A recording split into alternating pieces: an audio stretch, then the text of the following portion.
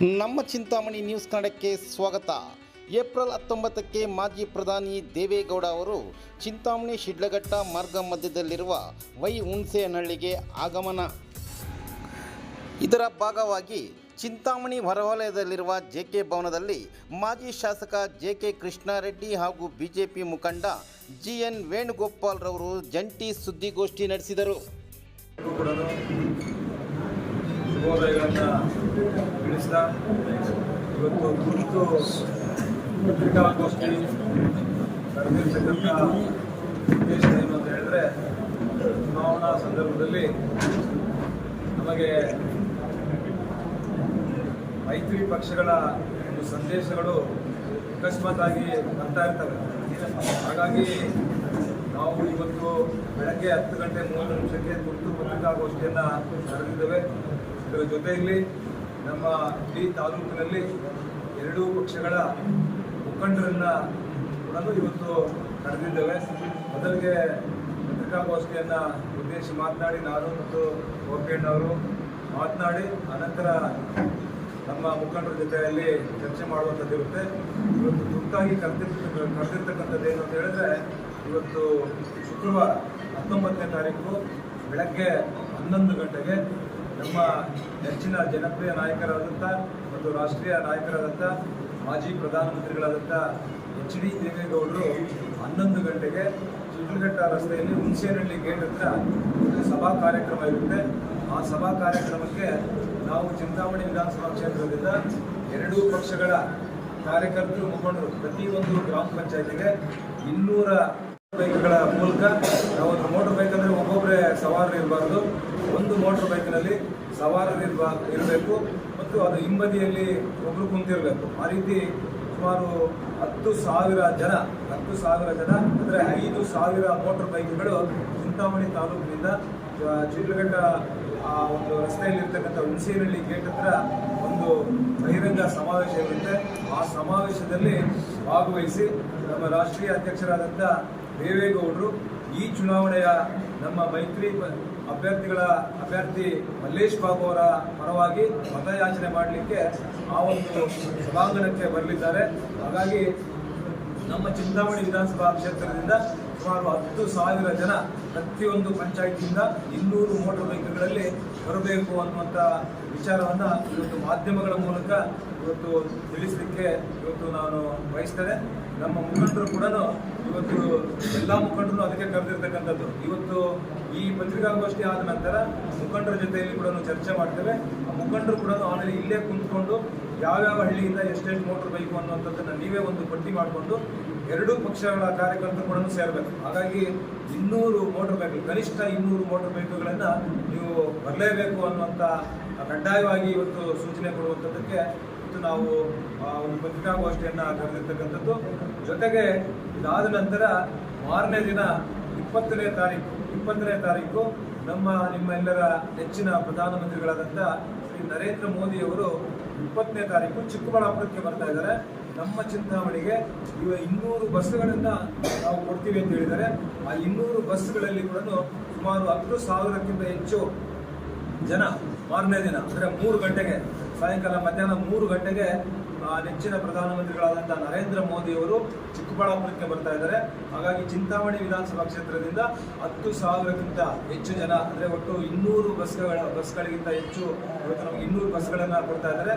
200 ಬಸ್ಗಳು ಯಾರ್ಯಾರ ಹತ್ರ ಕಾರ್ಗಳಿದ್ದಾವೆ, 2 ವೀಲರ್ಸು ವಾಲಂಟಿಯರ್ ಬರ್ತಕ್ಕಂಥವ್ರು, ಆದರೆ ನಾವು ಬಸ್ಗಳಲ್ಲಿ ಹೋಗ್ತಕ್ಕಂಥವರೇ 200 ಜನ ಇರಬೇಕು. 200 ಬಸ್ಗಳಿಂದ ಸುಮಾರು 10,000 ಜನ ಸೇರಿ ಆ ಕಾರ್ಯಕ್ರಮದಲ್ಲಿ ಕೂಡ ನಾವು ಭಾಗವಹಿಸಿ ಮೋದಿಯವರ ಕಾರ್ಯಕ್ರಮವನ್ನು ಕೂಡ ಯಶಸ್ಸು ಮಾಡಬೇಕು.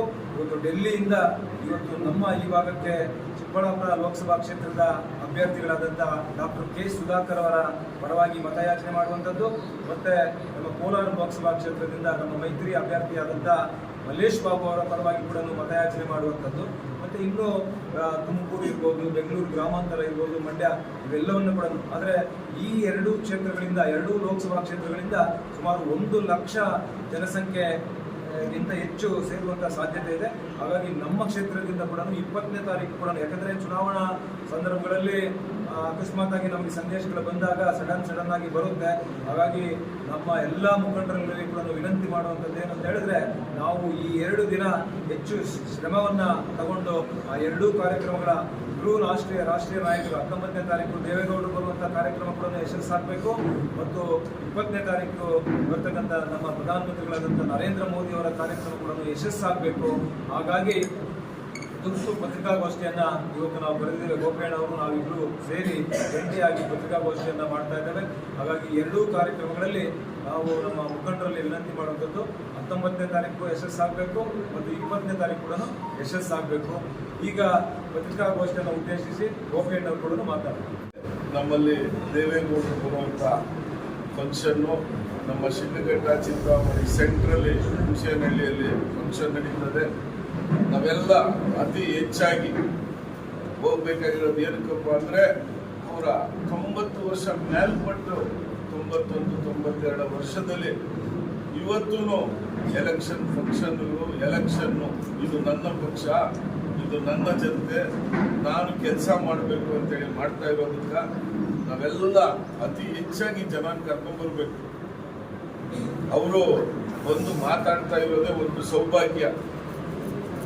ಅವ್ರಿಗೆ 100 ವರ್ಷ ಅಲ್ಲ, ದೇವರು ಆಯುಷ್ ಚೆನ್ನಾಗಿ ಕೊಡಲಿ ಅಂತ ಕೇಳ್ಕೊಂತ ಶ್ರೀರಾಮನವಮಿ ದಿವಸ ಎಲ್ಲರೂ ಅವ್ರು ನೋಡೋಕ್ಕೆ ನಿಮ್ಮ ಮನೆಯಲ್ಲಿರೋರು, ನಿಮ್ಮ ಹುಡುಗರು ಅವ್ರನ್ನ ಕರ್ಕೊಂಡು ನಾವು ಜೊತೆಲಿ ಹೋಗ್ಬೇಕು. ನೋಡಪ್ಪ, ಆ ವಯಸ್ಸಲ್ಲೂ ದೇವೇಗೌಡರು ರಾಜ್ಯಸಭೆ ಮಾಡ್ತಾ ಇದ್ದಾರೆ ಅಂತ ಹೇಳೋದಕ್ಕೋಸ್ಕರ ಅದೇ ರೀತಿ ನಿಮ್ಮೆಲ್ಲರ ನೆಚ್ಚಿನ ಪ್ರಧಾನಮಂತ್ರಿಗಳು ನರೇಂದ್ರ ಮೋದಿಯವರು 20ನೇ ತಾರೀಕು ಚಿಕ್ಕಬಳ್ಳಾಪುರ ಬೈಪಾಸ್ ರಸ್ತೆಯಲ್ಲಿರುವ ಜಾಗದಲ್ಲಿ ಬರ್ತಾ ಇದ್ದಾರೆ. ಅವರು ಟಿವಿಗಳಲ್ಲಿ ನೋಡಿರ್ಬೋದು, ನೇರವಾಗಿ ಮಾತಾಡೋದು ಭಾರಿ ಚೆನ್ನಾಗಿರ್ತದೆ. ಆ ಭಾಷಣಗಳನ್ನ ಬಂದು ಎಲ್ಲರೂ ಕುತ್ಕೊಂಡು ಫಂಕ್ಷನ್ ಆಗೋದಕ್ಕೆ ಆಲನೆ ಮಾಡಬೇಕು. ಏನೋ ಬಂದ್ರಿ, ನಾವಿಲ್ಲಿ ಬಂದ್ಬಿಟ್ಟಿದ್ದೀರಿ, ನಾವು ಅರ್ಜೆಂಟ್ ಮನೆಗೆ ಹೋಗ್ಬೇಕು, ನಾವು ಅರ್ಜೆಂಟು ಏನೋ ಕೆಲಸ ಐತೆ ಸುಮ್ಮನೆ ಕರೆದಿರೋದಕ್ಕೆ ಬಂದಿದ್ದೀನಿ ಅನ್ನೋರು ಬರಬೇಡಿ. ನಿಜವಾದ ದೇಶಭಕ್ತರು, ನಿಜವಾದ ನಾವು ಕಂಡಂಥ ಇವತ್ತು ನಮ್ಮ ಕಣ್ಮುಂದೆ ಇರುವಂಥವರು ಪ್ರಧಾನಿಗಳು 2 ಫಂಕ್ಷನ್ಗೆ ಬಂದು ಫಂಕ್ಷನ್ ಆದಮೇಲೆ ಕುತ್ಕೊಂಡು ನಿಧಾನವಾಗಿ ಎಲ್ಲರೂ ಹೋಗಂಗೆ ಮಾಡಿ ಹೇಳ್ತಾ, ಇವತ್ತು ಪತ್ರಿಕಾಗೋಷ್ಠಿಯಲ್ಲಿ ಇವತ್ತು ಶ್ರೀರಾಮನವಮಿ ಹಬ್ಬದ ದಿವಸ ನಾವಿನ್ನ ಫಂಕ್ಷನ್ಗಳಿದ್ದಾವೆ. ರಾಜಕೀಯ ಪರವಾಗಿ ನಮ್ಮ ಪ್ರಚಾರ, ನಮ್ಮ ಕೃಷ್ಣಾರೆಡ್ಡಿ ಅಣ್ಣವರು ಹೋಬಳಿ ಮಾಡೋಣ ಅಂತ ಹೇಳಿದ್ರೆ ಹೋಬಳಿ ಬೇಡ, ಪಂಚಾಯಿತಿ ಲೆವೆಲಿಂದಾನೇ ಜನ ಮುಟ್ಟಬೇಕು, ಬೂತ್ ಮಟ್ಟದಲ್ಲಿ ಮುಟ್ಟಬೇಕು ಅಂತೇಳಿ ಪಂಚಾಯಿತಿ ಲೆವೆಲ್ಲೇ ಬರ್ತಾ ಇದ್ದೀರಿ. ಆ ಪಂಚಾಯಿತಿ ಲೆವೆಲಲ್ಲಿ ಒಂದು ಜನಕ್ಕೆ ಎಲ್ಲ ಕಡೆ ಸ್ಪಂದನೆ ಇದೆ. ಇವತ್ತು ಬಿಜೆಪಿ ಪಕ್ಷದ NDA ಅಭ್ಯರ್ಥಿಯವರು ಮಲ್ಲೇಶ್ ಬಾಬು ಅವರು ಅತಿ ಹೆಚ್ಚು ಮತಗಳಿಂದ ಗೆಲ್ತಾರೆ. ಇವತ್ತು ಅವ್ರು ಗೆಲ್ಲೋದಕ್ಕೆ ಕಾರಣ ಇವತ್ತಿರೋ ನಮ್ಮ ಮಿನಿಸ್ಟ್ರು ಹೇಳಿದ್ದಾರೆ, ನೀವು BJPಗೆ ವೋಟ್ ಹಾಕಬೇಕು ಅನ್ನೋದು ಅವರ ಸಂಪ್ರದಾಯ. ಅವರು BJPನ ಭಾರಿ ನೆಚ್ಕೊಂಡಂಥವ್ರು. ಇವತ್ತು ಮುಂಚೆಲಿರೋದು BJPನೇ, ಅವರು ಹೇಳಿರೋದು ಹಿಂದಿನ ಸಲಿನೂ BJPನೇ ಅವ್ರು ಹೇಳಿರೋದು. ಆದ್ದರಿಂದ ಎಲ್ಲರೂ ಸೇರಿ ಚಿಂತಾಮಣಿಯಲ್ಲಿ ಲೀಡಾಗಿ ಒಂದು 50,000 ಲೀಡ್ ಬರೋ ಮಾಡೋಣ ಅಂತೇಳಿ ಈ ಮಾಧ್ಯಮದ ಮುಖಾಂತರ ತಿಳಿಸ್ತಾರೆ.